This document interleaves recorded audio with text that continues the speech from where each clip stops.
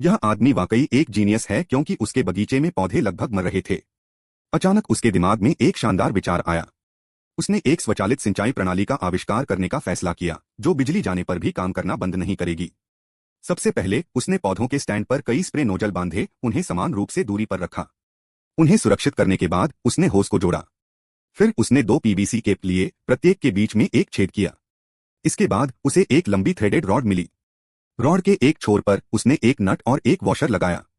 फिर उसने रॉड पर एक पीवीसी केप लगाई, एक वॉशर जोड़ा और केप को सुरक्षित करने के लिए एक स्क्रू को कस दिया।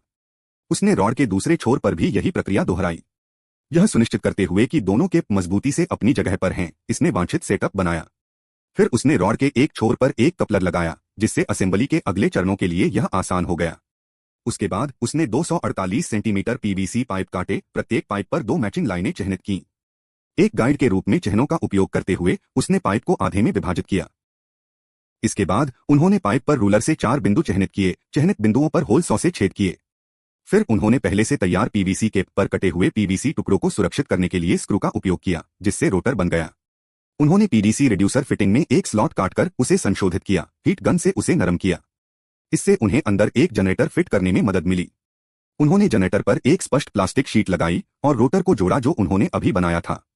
एक पवन टरबाइन बनाते हुए उन्होंने पवन टरबाइन को एक धातु के खंभे पर लगाया, तारों को व्यवस्थित किया और इसे बाहर परीक्षण किया।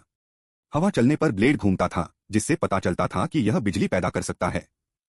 फिर उन्होंने प्लांट स्टैंड पर एक पानी का पंप लगाया, स्प्रे नोजल से होस को पंप से जोड़ा, पंप के नीचे एक प्लास्टिक की बाल्टी रखी, बाल्टी को पानी से भर दिया, बाल्टी को ढक्कन से सील कर दिया, बाल्टी से एक और नली को पंप से जोड़ा और पंप को पवन टरबाइन में प्लग कर दिया।